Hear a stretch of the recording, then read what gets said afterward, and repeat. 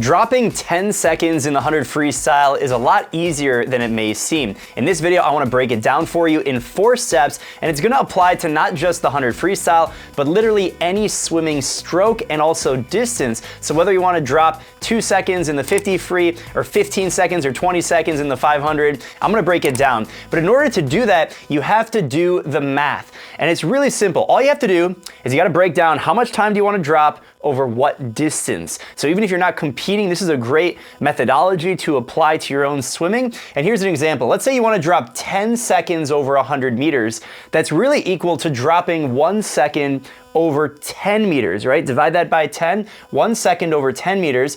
And that really comes down to 0.1 seconds per meter. So if you have 100 meters or you're swimming in an Olympic-sized pool, 50-meter pool, every 1 meter, you're trying to improve by 0.1 seconds. Now you can apply this for any distance, any time drop. And if you want to think about it another way, since we're talking about over a 30-day period, over 30 days, that comes down to 0.3 seconds per day. Now, this is very relative. So if you're trying to drop 10 seconds and your time in the 100, for example, is 3 minutes, you're basically going from 3 minutes per 100 to 2 minutes and 50 seconds per 100. And that's about a 5.5% decrease in time. Sounds pretty manageable. If you're going from a 2 minute per 100 down to a 150 per 100, you're still dropping 10 seconds over the 100 meters, but because your time is already faster, there's not as much room to improve basically, but you can still improve. That's about an 8.5% or 8.3% time drop. And if you're already going 1 minute pace in the 100, or your time's 1 minute, if you were to drop to 50 seconds, that's a 16.7% decrease. All of these are possible. Of course, it gets more difficult the faster that you guys get. So let me know down below in the comments what your 100 time is, what is your goal, and I'd love to interact with you guys there. So once you understand the math and you start to break down, well, how much time do I really need to drop over what period, and work our way backwards to figure out how to do that. So after you've done the math, and it's okay, I did the math for you here in 100 and for 10 seconds, you next need to identify your strengths and weaknesses. Now I'm gonna list out all of the different attributes of swimming. Not all of them, but most of them. So for example, there's different things that you might be really good at or not very good at, and you might be pretty solid at some other things, and you probably don't need to improve them as much because there's certain areas that you're just terrible at. And we're going to talk about a little bit later in how you actually approach which one to focus on, so that way you can yield the result the most quickly. So let's break them down. We got head position and body position. Remember, water is 800 times more dense than air. So if you want to swim fast, you got to decrease drag. And these two are probably the most significant when it comes to that. Now, if you're swimming at a minute pace or you're swimming already pretty fast, you're probably already really good at these things. If you're swimming at a 3-minute pace per 100, basically this is the area you're going to drop the most time. So I just want to list out a few more attributes. So we got our body position, head position, your distance per stroke, the number of strokes you take, and your swell score. So if you're not familiar what each of these are, I've done another video that breaks down the swimming terminology. But even if you know what these mean and you don't know your number, like you don't know how many strokes you take per length, well, we got to start there, because if you don't understand your own metrics, then you're not going to be able to improve, because you don't know if what you're doing is actually good, especially relative to yourself. So for me, I do all my workouts with the MySwimPro app on my Apple Watch. I know exactly how many strokes I take, what my distance per stroke is, and what my swell score is. So you got to understand these KPIs, because what gets measured gets improved. So it's really important to understand where you lie on these attributes. We have different pace, so maybe you're really good at pacing 100, maybe you're really bad, you go out fast and you die. And that comes down to endurance. Streamline is another attribute. You're underwater, so you might have a really good streamline or really awful streamline. So you need to kind of self-assess on all of these different attributes, where you're strong and where you're weak. Those are just a few, and I have another list of a bunch of other attributes, and they include your breathing technique, so the way in which you actually breathe. Now this can be not only for freestyle, but you can break this down for all the strokes. So the way you breathe in butterfly and breaststroke, for example, even backstroke with your head position, your breath control. So let's say you have the right breathing technique, but When it comes to breath control, you are really bad at that. You don't know how to exhale through your nose. You get jittery when you're trying to go fast. You feel like you're fatiguing way faster than you probably should be for how good of an athlete you are out of the water. And so that's an area of strength or weakness as well. Now, one of the most important areas that you need to master is the catch in the early vertical forearm. So this really comes down to if you're a more advanced swimmer and you're trying to make gains in strength, it's really gonna come in this area. So really improving your feel of the water, leveraging a stronger catch early vertical forearm. Like I said, if you're moving at a 3-minute pace per 100, yeah, you wanna have a great catch and you wanna pull the water, but we gotta start with fixing your head position. Once your head position is pretty good and you're riding high on top of the water, it comes down to pulling more water, and that's the catch in EVF. Similarly, it's the kick. If you're not swimming very fast, I suggest you just don't kick at all. Try and keep your legs just floating on the surface. Don't worry about your legs, but as you start to get faster, you're gonna have to really focus on that. There's front end speed and back end speed. Some swimmers are much better on the front end, the first half of 100, or you're better at the back half. So if you don't have the front end speed, right, these are differences in strength and weaknesses you gotta think about. And then flip turns. And similarly, if you're doing a breaststroke, you could have the pullouts.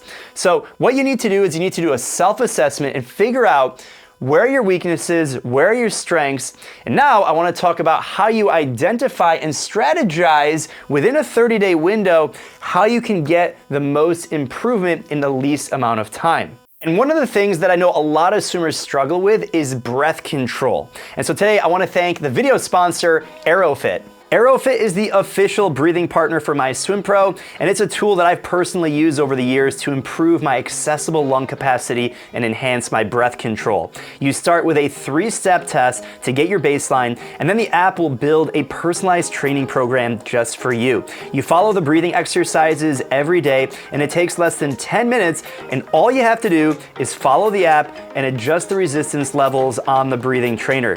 Now, when I first started using AeroFit, I started to see the results in my accessible lung capacity almost immediately. The exercises strengthen your diaphragm and the muscles between your ribs so you can inhale more air every time you breathe. Now that will obviously help you when you're swimming, and it makes your breathing more controlled, which is going to help you with your sleep as well as your recovery. So if you want to focus on improving your breath control, check out the link in the description or to get 15% off your AeroFit order. Now let's talk about specialized training that you can do once you're back in the pool. I have it broken out over a 4-week period, and I'm gonna start to reference things from a strength and weakness perspective on the attribute list in this 4-week progression. So in week number 1, and remember, this applies to not just the 100 freestyle, you can apply this concept if you have 30 days and you're trying to improve in anything. So when it comes to week 1, it's technique development. This is really a good plan if you're starting from 0 like a couch potato and you're trying to make progress in 30 days, or you've already been training and now you have a reset and you're trying to figure out how to get better in a 30-day window starting from scratch. So we have the technique development, which means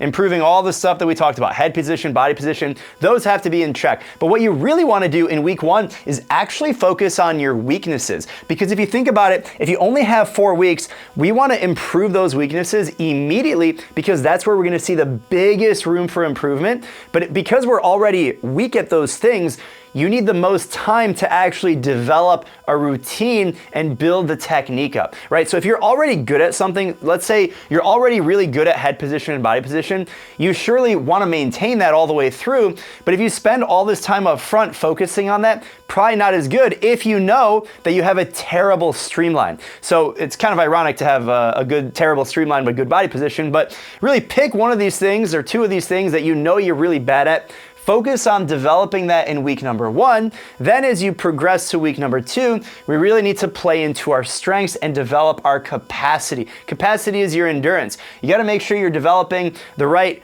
load so that way when it comes to race or testing yourself at the end of that 30 days, you have something to go off of. So in week number 1, it's technique, focusing on your weaknesses. Week number 2, it's really developing your capacity, thinking about your strengths. So let's use a real example. In week number 1, let's stick with the streamline example. You have terrible streamline. Every time you push off the wall, you push off like Superman. So we have to immediately address that. That's a weakness. We're gonna focus on that. Let's say you have a great strength and you have great distance per stroke.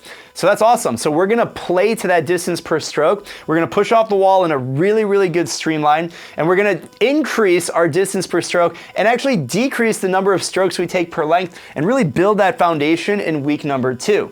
Now, as we move to week number 3, it comes to speed development. So for this hypothetical swimmer that I'm describing, this is gonna be really difficult because if you have really good distance per stroke, you worked on improving your streamlines, that means you probably don't have that much front end speed because it's hard to increase your tempo. And that's exactly what we're working on in week number 3. So in week number 3, this could be doing a lot more things like descends, ascends, varying your speed, having different effort levels, and really throttling your speed up and down within the workout and within specific sets. So that's a really important thing to consider in week number 3. And by the time you get to week number 4, you're putting it all together, it's all about control and execution. So you've had 4 weeks of development of that technique. Your streamline should be rock solid by the end of 4 weeks working on it because you started in week number 1. Now you probably already have a decent capacity because you already have good distance per stroke, and that's developed. And then for the last 2 weeks, basically, you've been working on your speed. That's maybe one of your weaknesses as well,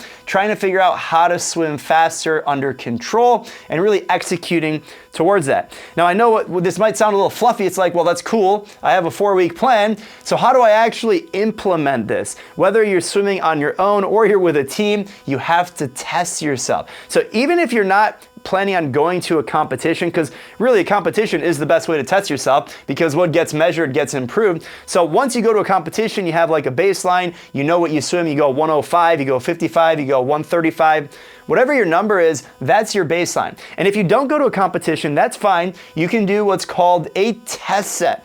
Now test sets are awesome because it basically simulates what you would do in a race, and you want to do it consistently over a period of time, whether it's every 30 days, every 3 months, or every 6 months or 1 year, just to give yourself a baseline. But once you get that baseline, you'll know where you can improve. So what I want to show you right now is a need for speed test set that is available in the MySwimPro app. And I'm going to walk you through it set by set and explain what the test set is, which is the 100 freestyle 4-time. Now, if you want to follow along what I'm looking at, I'm going to pull it up right here. I have it in the MySwimPro app. This is an awesome feature. We have a number of test sets that allow you to measure your performance in different disciplines. So this is the speed test set. We're testing the 100. There's also the endurance challenge, which is a series of 5 100s on threshold. But right now, let's keep an eye on the need for speed. So I have it right here. I'm going to pull it up right on the screen with me. We're going to start out with the warm-up. It's a 300 freestyle. Now, if you notice, it's color-coded, and that's important because these are the different effort levels on each set. It also has the interval. The interval is personalized to you. So you can see my times. You might think, wow, that's really fast. That's really slow. These are my times. Your times are going to be different based on how fast you swim. And then when I actually go and do this test set, I'm actually going to do it on my Apple Watch. It's guided. It's going to record all my splits, all the stuff that we talked about, and that's how I'm going to know where I can improve. I did this test set a few times in the fall, and I was able to get my 100 time down to 53 seconds inside of the set, which was great for me. So after the 300 freestyle, you're warmed up. You got 450s kick, then 425s drill. We're doing bow and arrow drill on this set, really focusing on technique here, distance per stroke and balance. Then we have a preset to get things warmed up. 450s freestyle descend, 425s freestyle descend, and then 100 freestyle easy. This is our active recovery. Then we are ready for the main set, the piste de la résistance. The 100 freestyle, and this is the test set, maximum speed, race pace. This is our race pace right here. And then we're gonna cool it down with 650s freestyle and then 100 freestyle, nice and easy. This version of the test set is 1,500 meters. There's actually 5 different level groupings within the app based on how much distance you wanna swim. So if you wanna swim less, you wanna swim more, we have a dynamic workout that actually changes based on what level you're at, but the 100 will remain constant and it'll have a different warm up to get you ready for that. Now the cool thing about the MySwimPro app is that this test set is actually recommended to you at different intervals based on your goal. So if your goal is to swim a fast 100 freestyle, the MySwimPro coach will automatically create a program just for you. If it's to improve endurance, you're gonna get an endurance plan and it's gonna adapt to how often you can swim and how fast you are. And it'll recommend when you should do this test set versus others. So if you're interested, make sure you check out the MySwimPro app, and I'll see you guys at the next video, and happy swimming. Peace.